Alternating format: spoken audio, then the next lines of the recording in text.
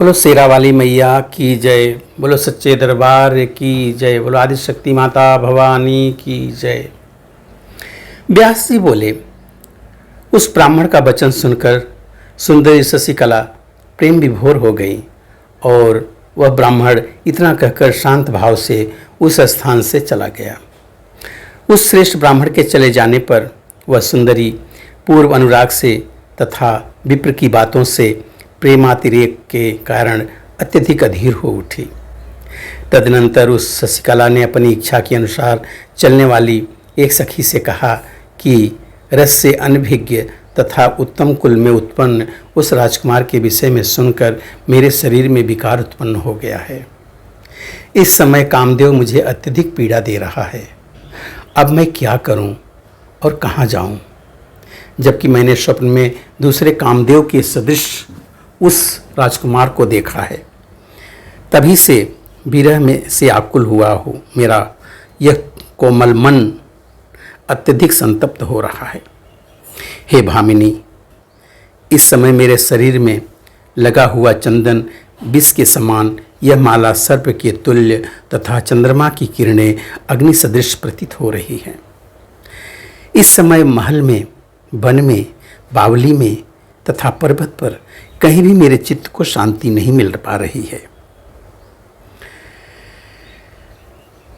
नानाविध सुख साधनों से दिन में अथवा रात में किसी भी समय सुख की अनुभूति नहीं हो रही है। सैया, तांबूल, गायन तथा वादन, इनमें कोई भी चीज़ें मेरे मन को प्रसन्न नहीं कर पा रही हैं और ना तो मेरे नेत्रों को कोई भी वस्तु तृप्त ही कर पा रही है। जी करता है उसी वन में चली जाऊं जहां वह निष्ठुर विद्यमान है, किंतु कुल की लज्जा के कारण भयभीत हूं और फिर अपने पिता के अधीन भी हूं। क्या करूं? मेरे पिता अभी मेरा स्वयंवर भी नहीं आयोजित कर रहे हैं। यदि स्वयंवर हुआ तो मैं इच्छा पूर्वक अपने को सुदर्शन को समर्पित कर दूंगी। यद्यपि दूसरे सैकड़ों समृद्धिशाली नरेश हैं, परंतु वह मुझे रमणीय नहीं लगते। राज्यहीन होते हुए भी मैं सुदर्शन को अधिक रमणीय मानती हूँ। व्यास जी बोले, अकेला, निर्धन, बलहीन, वनवासी तथा फल का आहार करने वाला होते हुए भी सुदर्शन उस शशिकला के हृदय में पूर्ण रूप से बस गया था। भगवती के वाग्वीज मंत्र के जप से सुदर्शन को यह सिद्धि प्राप्त हो गई थी। वह पूर्ण रूप से ध्यान मग्न होकर उस सर्वोत्तम मंत्र का निरंतर जप करता रहता था।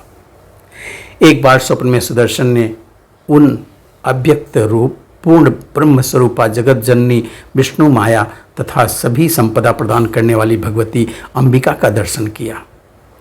उसी समय श्रृंगवेरपुर के अधिपति निषाद ने सुदर्शन के पास आकर उसे सब प्रकार की सामग्रियों से परिपूर्ण उत्तम रथ प्रदान किया। उस रथ में 4 घोड़े जुते हुए थे और वह सुंदर पताका से सुशोभित था। निषाद राज ने राजकुमार सुदर्शन को विजयशाली समझकर उसे भेंट स्वरूप रथ दिया था। सुदर्शन ने भी प्रेम पूर्वक उसे स्वीकार कर लिया और मित्र रूप में आए हुए उस निषाद का वन्य फल फूलों से भली भांति सत्कार किया। तब आतिथ्य स्वीकार करके उस निषाद राज के चले जाने पर वहाँ के तपस्वी मुनिगण अत्यंत प्रसन्न होकर सुदर्शन से कहने लगे, हे राजकुमार, आप धैर्यवान हैं।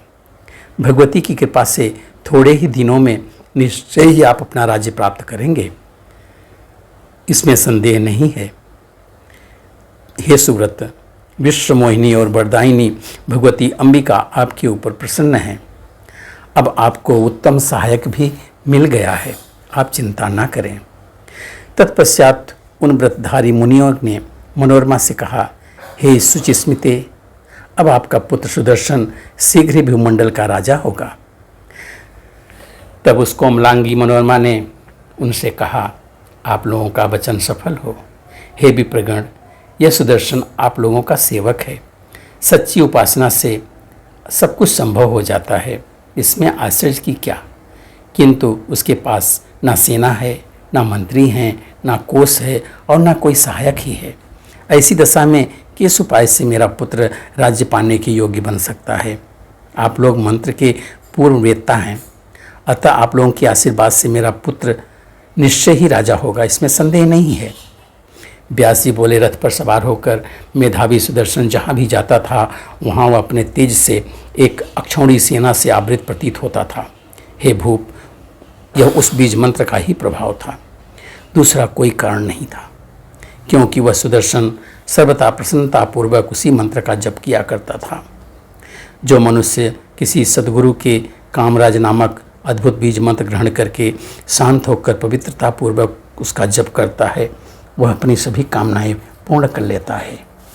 हे नृपश्रेष्ठ, भूतल अथवा स्वर्ग में भी कोई ऐसा अत्यंत दुर्लभ पदार्थ नहीं है जो कल्याणकारिणी भगवती के प्रसन्न होने पर न मिल सके।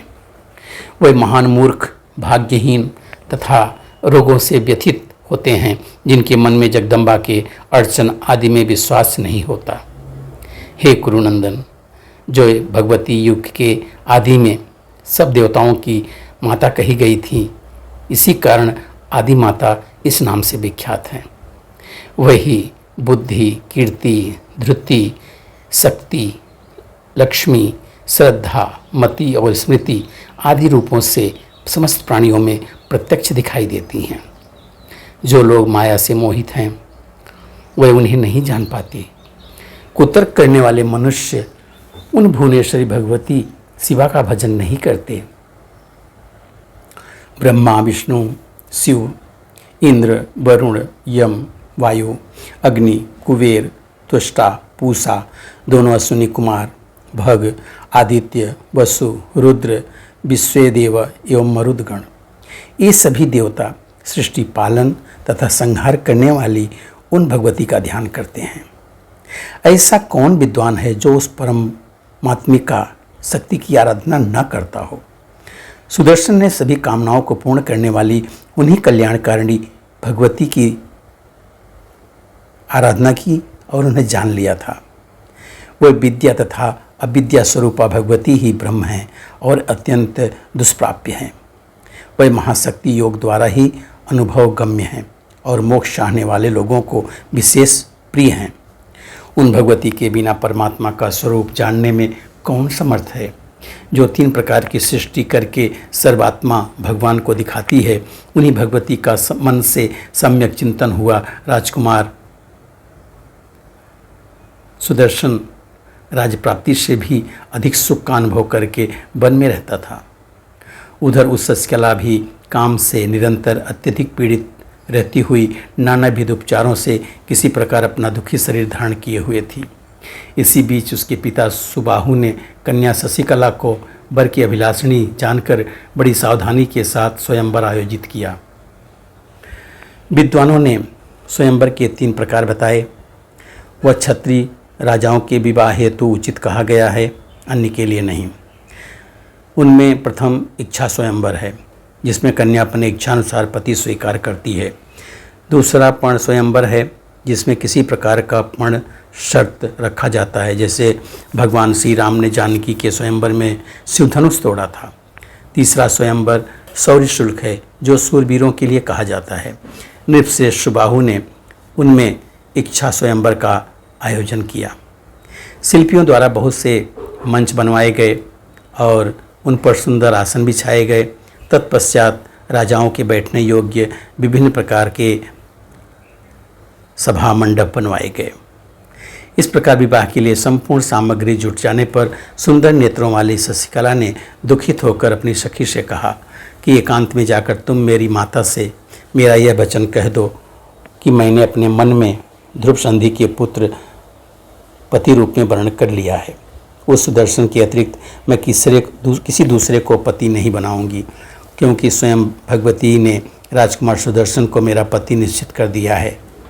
व्यास जी बोले, उसके ऐसा कहने पर उस मृदुभाषणी सखी ने शशिकला की माता विदर्भश्रुता के पास शीघ्र जाकर एकांत में उनसे मधुर वाणी में कहा, ये साध्वी, आपकी पुत्री ने अत्यंत दुखित होकर मेरे मुख से आपको जो कहलाया है उससे आप सुन लें, और हे कल्याणी, आप इस समय शीघ्र ही उसका हित साधन करें। उसका कथन है, भारद्वाज मुनि के आश्रम में जो ध्रुव संधि के पुत्र सुदर्शन रहते हैं, उनका मैं अपने मन में प्रति रूप से वर्ण कर चुकी हूँ। अतः मैं किसी दूसरे राजा का वर्ण नहीं करूँगी। व्यास जी बोले। यह वचन सुनकर रानी ने राजा के आने पर पुत्री की सारी बातें ज्यों की त्यों उनको बताई। उसे सुनकर राजा सुबाहु आश्चर्य में पड़ गए और बार बार मुस्कुराते हुए वह अपनी भार्या विदर्भ राजकुमारी से यथार्थ बात करने लगे।